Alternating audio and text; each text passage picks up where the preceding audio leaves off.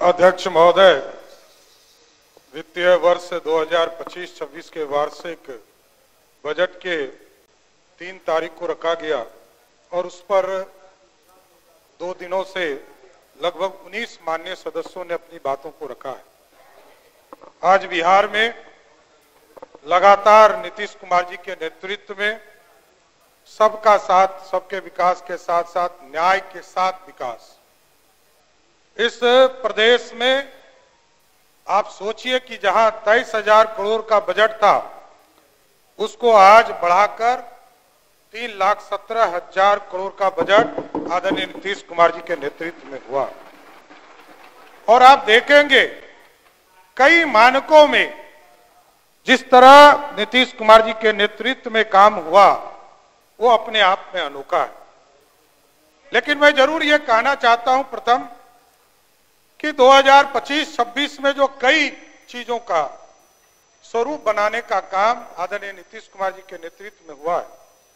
आपने देखा कि जिस तरह किसानों की चिंता, क्योंकि हमारे प्रदेश में लगभग 57% लोग आज भी खेती पर निर्भर है, उनको किस तरह बाजार उपलब्ध हो, चाहे वो धान अधिप्राप्ति हो, गेहूं अधिप्राप्ति का काम हो, और अब तो इससे भी बढ़कर जो अरहर का, मूंग का, उड़द का, इसको भी हम लोग नेफेड और एनसीसीएफ के माध्यम से इसको भी क्रय करने का काम इसी वित्तीय वर्ष से शुरू करने जा रहे हैं।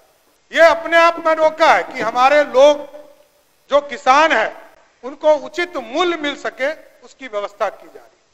अभी लगभग 1289 करोड़ से नाबार्ड के माध्यम से इस पूरे प्रदेश में कृषि उत्पादन बाजार समिति का जीर्णोद्धार का भी काम चल रहा है, जो इस बजट में उसको और बढ़ाकर जो हमारे 3800 जिले के कृषि उत्पादन बाजार समिति है उसको पूरी तरह जीर्णोद्धार करने का काम किया जाएगा।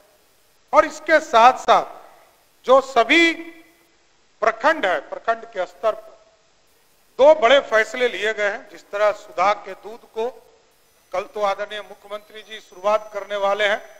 अभी तक तो हम लोग बिहार में बेचते थे, देश में बेचते थे। कल दूध बेचने का काम अंतरराष्ट्रीय स्तर पर कल माननीय मुख्यमंत्री जी शुरुआत करने वाले हैं।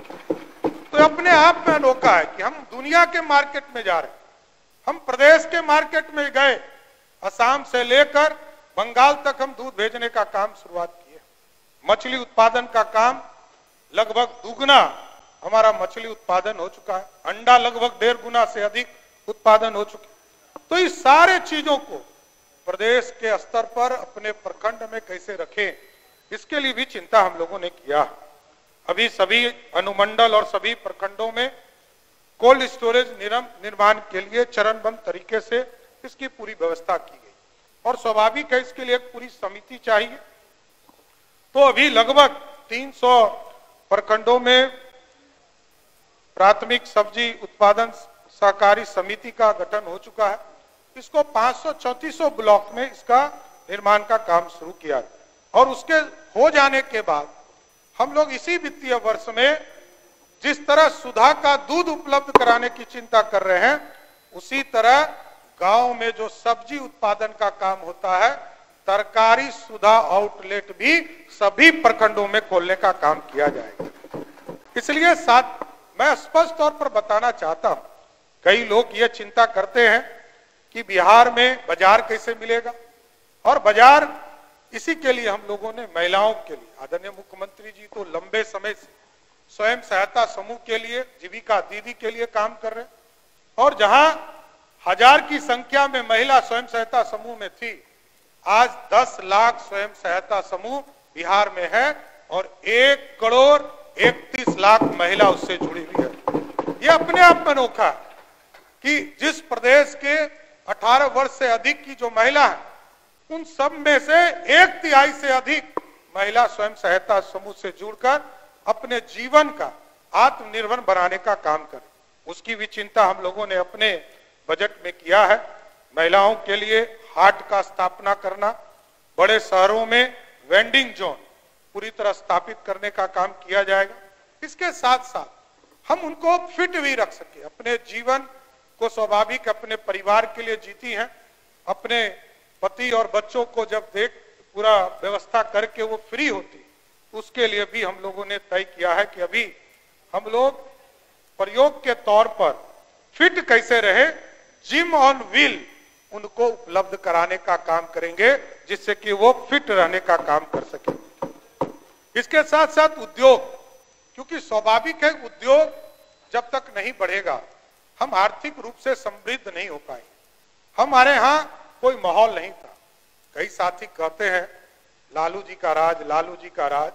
मैं उसको भी विस्तार से बताऊंगा कि उनके राज में क्या स्थिति थी और अभी क्या स्थिति है।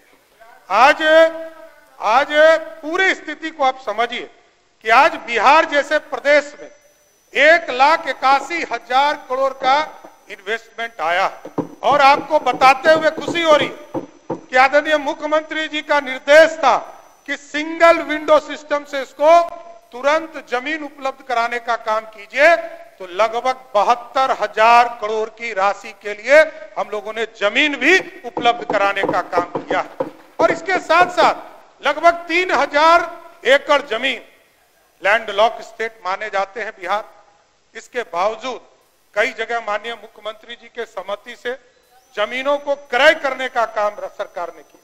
कई जगह गैर मजरूआ आम जमीन को भी लिया गया और लगभग हम लोगों का टारगेट है कि इस वित्तीय वर्ष में अभी 3,000 एकड़ जमीन हम लोगों ने उपलब्ध कराया है।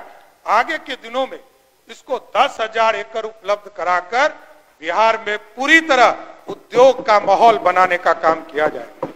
इसके साथ साथ बिहार औद्योगिक निवेश प्रोत्साहन नीति 2025 लाने का सहमति हम लोगों के माननीय मुख्यमंत्री जी ने दिया है। साथ साथ किसानों की आय वृद्धि हो, इसके लिए भी बायोफ्यूल्स के लिए बिहार खाद्य प्रसंस्करण नीति 2025 लाने का निर्णय लिया। और मैं इस मंच के माध्यम से, इस सभा के माध्यम से प्रधानमंत्री नरेंद्र मोदी जी को भी धन्यवाद देना चाहता हूं। अभी भागलपुर आए थे, 2 बड़ी घोषणा उनका बजट में भी हुआ था।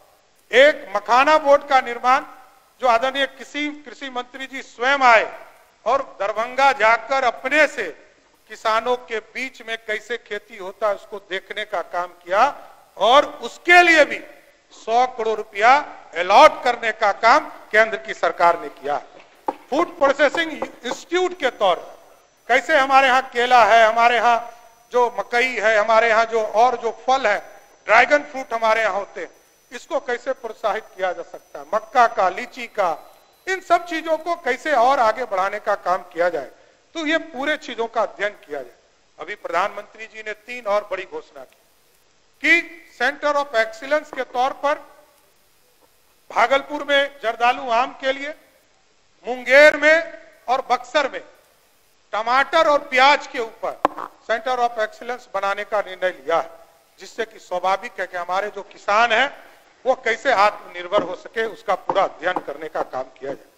बिहार में एक बड़ा उद्योग बन सकता है क्योंकि हमारे 14 करोड़ की आबादी, और मैं एहसास करता हूं, मैं जब आदरणीय मुख्यमंत्री जी ने हमें 1-1.5 महीने के लिए स्वास्थ्य विभाग का काम दिया था, तो मैं बता सकता हूं कि जब हम लोगों ने एक नीति लागू किया कि जिस व्यक्ति को भारत सरकार और बिहार सरकार के द्वारा मुफ्त अनाज देने का काम किया जाता है और वैसे व्यक्ति को इलाज के लिए भारत की सरकार के द्वारा 6 करोड़ 29 लाख परिवार को और आदरणीय मुख्यमंत्री नीतीश कुमार जी के सहयोग से लगभग 2.5 करोड़ लोगों को, दोनों मिलाकर लगभग 9 करोड़ लोगों को एक तरह से आयुष्मान भारत कार्ड देने का निर्णय लिया।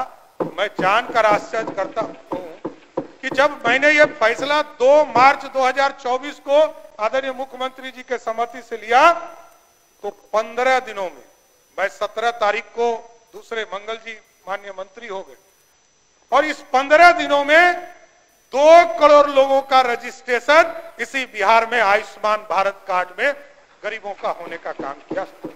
यह स्वाभाविक, आज गरीबों की इसकी जरूरत है और इसके लिए हम लोग फार्मास्यूटिकल के सेक्टर में उपकरण खरीदने के लिए जो एक पॉलिसी बनाने की जरूरत है, उसको भी हम लोग 2025 में अभी तुरंत हम लोग तैयार कर चुके हैं, उसको भी लाने का काम करें। प्लास्टिक के सेक्टर में लोहिया स्वच्छता अभियान के माध्यम से माननीय मुख्यमंत्री जी के द्वारा लोहिया स्वच्छता अभियान का अभियान चलाया गया। पंचायती राज और ग्रामीण विकास मिलकर इस पूरे काम को आगे बढ़ाने का काम कर और इसको भी पूरी तरह व्यवस्थित करना, कैसे हम वेस्ट टू वेल्थ आगे बढ़े, कचरा का प्रबंधन कैसे करें, शहरों के अंदर कचरा कैसे प्रबंधन करें और ग्रामीण इलाके में भी कचरा का कैसे प्रबंधन करें और उसके बाद उससे प्लास्टिक को निकालकर उसको एक नए उद्योग के रूप में खड़ा करें, इसकी चिंता भी माननीय मुख्यमंत्री जी ने किया। इसलिए मैं बताना चाहता हूं, ठीक कर रहे हैं, ये ठीक कर रहे हैं, ये भी तो बताना चाहिए महबूब साहब आपको कि बंद कब हुआ। 1990 से लेकर 2005 के बीच में बंद हुआ, यही तो कहना है। अच्छी बात आप कर रहे हैं, आपको धन्यवाद देता हूं कि आपने हमें बताया कि चीनी मिल बंद हो गया। चीनी मिल बंद होने का कारण भी बताना चाहिए और नीतीश कुमार जी के नेतृत्व में मैं ये बताना चाहता हूं कि लगभग 36,000 करोड़ का इन्वेस्टमेंट इथेनॉल प्लांट में आया और आज किसान जो है अपना मक्का, अपना गन्ना उसमें बेचने का काम कर रहे हैं, आपको पता ही नहीं है। और अब तो लगातार अभी माननीय मुख्यमंत्री जी प्रगति यात्रा में गए थे और सीतामढ़ी में इन्होंने शुगर मिल को, रीगा शुगर मिल की चिंता रोज करते थे, रीगा शुगर मिल को भी शुरुआत करने का काम किया साथियों। और कुछ लोग आजकल गलत फहमी फैलाने में लगे हैं, कुछ लोग, क्योंकि ये लोग भागने वाले हैं, तो मैं ये बताना चाहता हूं, अब देखिए ये लोग अब भागने वाले हैं, तो ये मैं बताना चाहता हूं कि लोगों ने इसी सदन में भ्रम फैलाने का काम किया। लीडर ओपोजिशन ने ये नहीं बताया कि उनके पिताजी ने क्या क्या किया। आज को जानकर आपको आश्चर्य होगा कि 2001 में जहां बिहार जैसे राज्य में मात्र 6,000 रुपया आमदनी थी प्रति आय व्यक्ति का, और आज आपको जानकर आश्चर्य होगा कि नीतीश कुमार जी के नेतृत्व में 6,000 से बढ़कर ये 66,000 हो गया, 11 गुना अधिक आय आमदनी हो चुका है।